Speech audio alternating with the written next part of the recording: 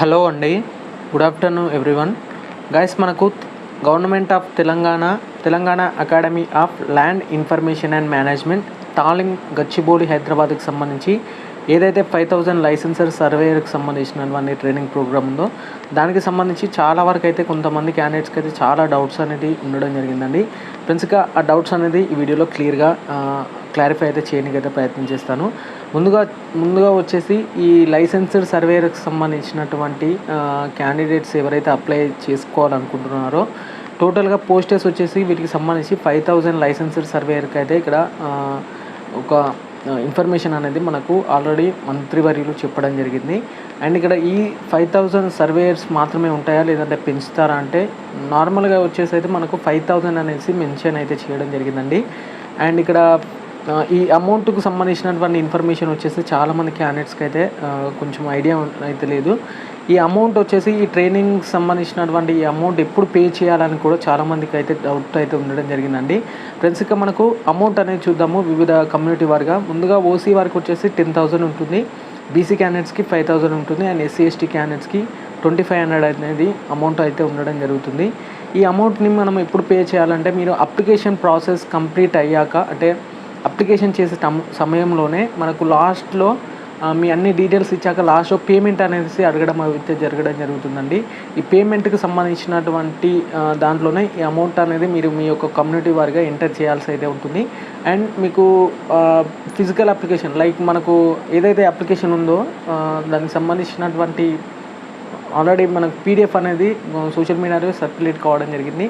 ఈ physical application సంబంధించి మీరు ఫామ్ ఫిలప్ చేశాక ఈ అప్లికేషన్ ఫామ్ వచ్చేసి మనకు ఒకవేళ మీరు సెలెక్ట్ అయినటువంటి ట్రైనింగ్ అకాడమీలో ఈ అప్లికేషన్ ఫామ్ అనేది ఇవ్వడం జరుగుతుంది. బట్ మీరు పేమెంట్ వచ్చేసి చాలా వరకు క్యాండిడేట్స్ ఎలా పేమెంట్ చేయాలి, డీడీ ఉంది కదా, ఎక్కడ అమౌంట్ని పే చేయాలనేది కూడా అడగడం జరిగింది.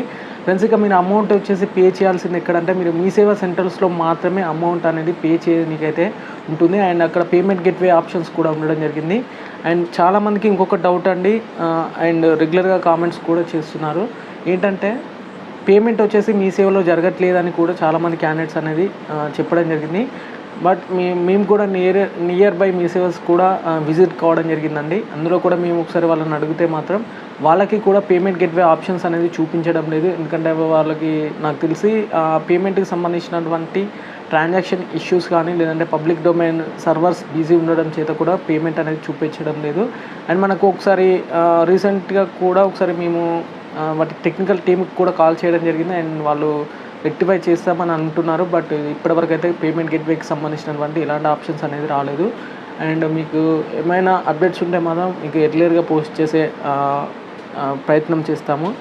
అండ్ ఇక ఎలిజిబిలిటీకి సంబంధించి చాలామంది క్యాండిడేట్స్ ఎలిజిబిలిటీ ఏంటని కూడా చాలామంది మెసేజ్ చేశారు. అండ్ 60% బిలో ఉన్న క్యాండిడేట్స్కి పరిస్థితి ఎలా అని కూడా చాలామంది కూడా చేయడం జరిగింది. అండ్ ఇక్కడైతే మీరు ఎలాంటి ఫోర్స్ అయితే ఉండదండి. మీకు మీ ఇష్ట ప్రకారంగా ఒకవేళ మీరు అప్లై చేయాలనుకుంటున్నారంటే మాత్రమే అప్లికేషన్ పెట్టండి. లేదంటే ఏదో మళ్ళీ అందరూ అప్లై చేస్తారులే మనం కూడా చేస్తాము అనేసి కూడా అట్లా పెట్టొద్దు. జస్ట్ మీ యొక్క క్వాలిఫికేషన్ అంటే మీ క్రైటీరియా బట్టే మీరు అప్లికేషన్ అనేది కొనసాగించండి.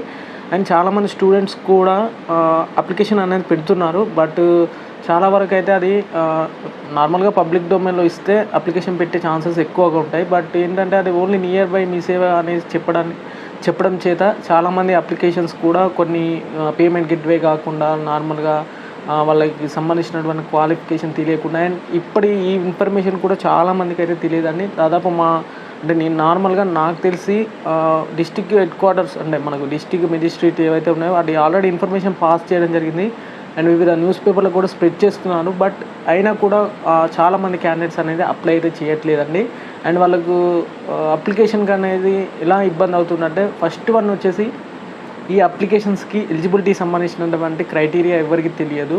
అండ్ ఆల్రెడీ మనకు గైడ్లైన్స్ ఇచ్చారు, బట్ కొంతమంది తెలుసు కొంతమంది తెలియదు. అండ్ నెక్స్ట్ విషయం వచ్చేసి అప్లికేషన్ ఫీ అండి. ట్రైనింగ్ ఫీ వచ్చేసి మనకు అంతకుముందు ఎలా ఉంటుందంటే అంతకుముందు డీడీ కట్టేసి మనకు ఫిజికల్గా మనకు మనీ అనేది ఇవ్వడం జరిగింది. అండ్ ఇప్పుడు ఆన్లైన్ సిస్టమ్ కాబట్టి ఖచ్చితంగా మీరు మీ సేవకి వెళ్ళి పేమెంట్ అనేది కట్టాల్సి అయితే ఉంటుంది. అండ్ పేమెంట్ అమౌంట్ కూడా చాలా ఎక్కువ ఉంది. 10,000 for OCs and 5,000 BCs and other క్యాండిడేట్స్కి వచ్చేసి లైక్ ఎస్సీ ఎస్టీ క్యాండిడేట్స్కి కూడా 2500 వరకు అయితే మీరు పే అయితే చేయాల్సి ఉంటుంది. 100 లేదా 200 రూపీస్ మనం నార్మల్గా మీ సేవలో ఛార్జ్ అయితే చేయడం అయితే జరుగుతుంది. ఇది కొంత ఇన్ఫర్మేషన్. అండ్ నెక్స్ట్ ఎలిజిబిలిటీకి సంబంధించి చాలా వరకు క్యాండిడేట్స్ 55% ఉంది నాకు, అండ్ నేను సిఈసి గ్రూప్ అండి అప్లై చేయొచ్చా అని కూడా చాలామంది అడగడం జరిగింది.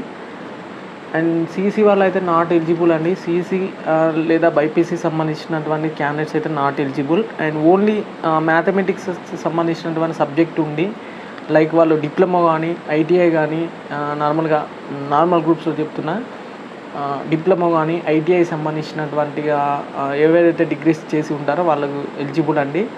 అండ్ మనకు ఇంటర్లో మాత్రం 60% ఉండాలని అడగడం జరిగింది. And other academic years like అంటే అదర్ డిగ్రీస్ సంబంధించి లైక్ బీటెక్లో కానీ డిప్లొమో సివిల్ ఇంజనీరింగ్ సంబంధించి డిప్లొమో అండ్ ఐటీఐకి సంబంధించి 60% ఉండాలని చాలామంది కూడా అడగడం జరిగిందండి. ఫ్రెండ్స్, ఇక్కడ ఒక విషయాన్ని మీరు గమనించాలి, ఇంటర్లో మాత్రమే మ్యాథ్స్ సబ్జెక్ట్స్లో 60% అనేది ఉండాలి. అండ్ బీటెక్లో కానీ మ్యాథ్స్ సబ్జెక్ట్ ఏదైతే ఉంటాయో దాంట్లో మాత్రమే 60% అయితే ఉండాలి. అండ్ ఓవరాల్ అయితే అడగడం లేదండి, ఓన్లీ 60% అనేది ఉండాల్సి అయితే ఉంటుంది. మ్యాథ్స్ సబ్జెక్ట్ అయ్యి కలిగి ఉండాలి ఖచ్చితంగా. అండ్ ఇక ఏజ్ లిమిట్ కూడా చెక్ చేసుకోవచ్చు. 18 నుంచి 35 ఇయర్స్కి సంబంధించి కూడా నేను ఆల్రెడీ ప్రీవియస్ వీడియోలో క్లియర్ కట్గా చెప్పడం జరిగిందండి. అండ్ ఇక్కడ ఒక విషయాన్ని గమనించాలి, రిటైర్డ్ ఎంప్లాయీస్ అయితే నాట్ ఎలిజిబుల్ అండి. ఇది ఒక విషయాన్ని కూడా గమనించాలి ఇక్కడ క్లియర్ కట్గా. అండ్ ఇక్కడ క్వాలిఫికేషన్ సంబంధించి చూసుకోవచ్చు. ఇక్కడ 60% ఇంటర్మీడియట్ విత్ 60% మార్క్స్ వచ్చేసి ఇక్కడ ఇవ్వడం అయితే జరిగింది. అండ్ విత్ మ్యాథమెటిక్స్ సబ్జెక్ట్ ఖచ్చితంగా ఉండాలి. అండ్ 60% మార్క్స్ అనేది ఉండాలి. ఇక్కడ వాటికి సంబంధించినటువంటి పూర్తి ఎడ్యుకేషనల్ క్వాలిఫికేషన్స్ కూడా నేను క్లియర్గా మెన్షన్ చేయడం అయితే జరిగింది. అండ్ ఇంకొక అప్డేట్ ఏంటంటే, అండ్ చాలా వరకు కామెంట్స్ చేసిన ఇన్ఫర్మేషన్ ఏంటంటే ఏపీ వాళ్ళు అప్లై చేయొచ్చా అని అడగడం జరిగిందండి. ఏపీ వచ్చేసి నాట్ ఎలిజిబుల్ అండి. ఏపీ క్యాండిడేట్స్ వచ్చేసి నాట్ ఎలిజిబుల్. మీరైతే అప్లికేషన్ అయితే పెట్టకండి, ఎందుకంటే లోకల్ క్యాండిడేట్స్కి మాత్రమే వీటికి సంబంధించినటువంటి పోస్టర్స్ అనేది వర్తించడం అయితే జరుగుతుంది. అండ్ ఇక్కడ చూసుకోవచ్చు, వొకేషనల్ సంబంధించినటువంటి క్యాండిడేట్స్ కూడా అప్లికేషన్ అనేది పెట్టొచ్చండి. అండ్ ఇక్కడ మీకు కావాల్సినటువంటి సర్టిఫికేట్స్ కూడా చాలామంది క్యాండిడేట్స్కి ఏమేమి కావాలో కూడా తెలియట్లేదు. అండ్ నేను చాలా వీడియో రూపంలో కూడా అందించడం జరిగింది. ఫస్ట్ వన్ వచ్చేసి మీ యొక్క అప్లికేషన్ పెట్టాలనుకుంటే ఖచ్చితంగా మీ దగ్గర ఉండాల్సినటువంటి సర్టిఫికేట్స్ ఏంటంటే, ఫస్ట్ వన్ వచ్చేసి ఇంటర్ మెమో అండి. అండ్ ఇంటర్ మెమో ఉన్న దగ్గర యాజ్ యూజువల్గా మనకు ఎస్ఎస్సి మెమో కూడా అందించడం జరుగుతుంది. ఎస్ఎస్సి మెమో ఉండాలి. And certificate for technical qualification, ఏదైతే టెక్నికల్ కోర్స్ కలిగి ఉంటారో ఖచ్చితంగా వాళ్ళకి సంబంధించినటువంటి లైక్ మనకు ఐటీఐ చేసిన వారికి ఐటీఐ ట్రేడ్ సర్టిఫికేట్ ఉండాలి. అండ్ డిప్లొమాకి సంబంధించి డిప్లొమా సర్టిఫికేట్స్ ఉండాలి. అండ్ బీటెక్ క్యాండిడేట్స్ సంబంధించి బీటెక్ సర్టిఫికేట్స్ అనేది ఖచ్చితంగా ఉండాలి. అండ్ క్యాస్ట్ సర్టిఫికేట్స్ వచ్చేసి ఎప్పటి ఉన్నా పర్లేదా అని కూడా చాలామంది అడగడం జరిగింది. క్యాస్ట్ సర్టిఫికేట్ ఉండాలి, బట్ ఏంటంటే దాంట్లో మాత్రం ఖచ్చితంగా మీ యొక్క ఫాదర్ నేమ్ లేదా మదర్ నేమ్ అనేది ఖచ్చితంగా ఉంటే మాత్రమే. అండ్ ఇష్యూడ్ బై ది తహసీల్దార్ అని కూడా అడగడం జరిగింది. మనకు తహసీల్దార్ దగ్గర నుంచి తీసుకొచ్చినటువంటి కమ్యూనిటీ సర్టిఫికేట్ మాత్రమే ఎలిజిబుల్ అండి. And copy of Aadhaar card కూడా ఖచ్చితంగా అడుగుతారు. అండ్ ఫోటో కూడా అడగడం జరుగుతుంది. అండ్ అప్లికేషన్ టైమ్ లైన్స్ కూడా నేను ఆల్రెడీ ప్రీవియస్ వీడియోలో చెప్పాను, 17 వరకు అయితే లాస్ట్ డేట్ ఉంటుంది. అండ్ ఇక్కడ మనకు కమర్స్మెంట్ ఆఫ్ ట్రైనింగ్ వచ్చేసి 26th రోజున స్టార్ట్ అవుతుందండి. మనకు సెలెక్టెడ్ లిస్ట్ వచ్చేసి 22nd రోజున సెలెక్షన్ లిస్ట్ అనేది రిలీజ్ చేయడం జరుగుతుంది. అప్లికేషన్ ఫీ వచ్చేసి చాలామంది క్యాండిడేట్స్ కూడా ఎంత ఉంటుందని అడగడం జరిగింది. దాని కొరకు చూసుకోవచ్చు, ఇక్కడ 100 రూపీస్ మనకు అప్లికేషన్ ఫీ అనేది ఉండడం అయితే జరుగుతుంది. ఇది కొన్ని డౌట్స్కి సంబంధించి. అండ్ మిగతా డౌట్స్ మీకు ఏమైనా ఉంటే ఒకసారి కామెంట్ సెక్షన్లో కామెంట్ చేయండి. అండ్ నెక్స్ట్ వచ్చేసి చాలా వరకు అయితే పేమెంట్ కావట్లేదని కూడా అడగడం జరుగుతుంది. పేమెంట్ వచ్చేసి సర్వర్స్ బిజీ ఉండడం చేత అండ్ వాళ్ళు కూడా నార్మల్గా పబ్లిక్ డొమైన్ ఇస్తే బాగుండు, బట్ ఏంటంటే వాళ్ళ యొక్క సర్వర్ ప్రకారమే, అంటే నార్మల్గా మీ సేవలో మాత్రమే ఈ లింక్స్ని యాక్టివేట్ చేశారు కాబట్టి అందులో చాలా వరకు పేమెంట్ ఎక్కువ మొత్తంలో చేస్తే మాత్రం ఇక్కడ సర్వర్స్ అనేది బిజీ అయితే అవ్వడం జరుగుతుంది. అండ్ ఒకసారి మేము కూడా టెక్నికల్ హెల్ప్ డెస్క్ అయితే ఒకసారి కాల్ చేస్తామండి. అండ్ దీనికి సంబంధించినటువంటి పూర్తి డీటెయిల్స్ కూడా చెప్తాము. అండ్ నెక్స్ట్ ఇన్ఫర్మేషన్ ఏంటంటే సబ్జెక్ట్స్ ఏమేమి ఉంటాయి అనేసి కూడా చాలామంది అడగడం జరిగిందండి. సబ్జెక్ట్స్ వచ్చేసి మనకు ఫస్ట్ వన్ వచ్చేసి ఈ ట్రైనింగ్లో సబ్జెక్ట్స్ వచ్చేసి మనకు ప్లాటింగ్ ఉంటుంది అండ్ థియరీ ఉంటుంది అండ్ ఫీల్డ్ ట్రిప్కి సంబంధించి ఉంటుంది. ఫీల్డ్ ట్రిప్ అంటే ఫీల్డ్ విజిట్ అండి. అండ్ మీరు ఫస్ట్ వన్ వచ్చేసి ఇక ప్రొసీజర్ ఎలా ఉంటుందంటే, మీరు సెలెక్షన్ అయ్యాక అండ్ సెలెక్షన్ లిస్ట్ వచ్చాక మీకు ట్రైనింగ్ అనేది ఉండడం జరుగుతుంది. ఈ ట్రైనింగ్ కంప్లీట్ అవ్వగానే మనకు ఒక అప్రెంటిస్షిప్ ఉంటుందండి. మీరైతే ఒక అప్రెంటిస్షిప్ అంటే ఒక లైసెన్స్డ్ సర్వేయర్ దగ్గర అప్రెంటిస్షిప్ కంప్లీట్ చేశాక అది ఒక 45 days ఉంటుంది.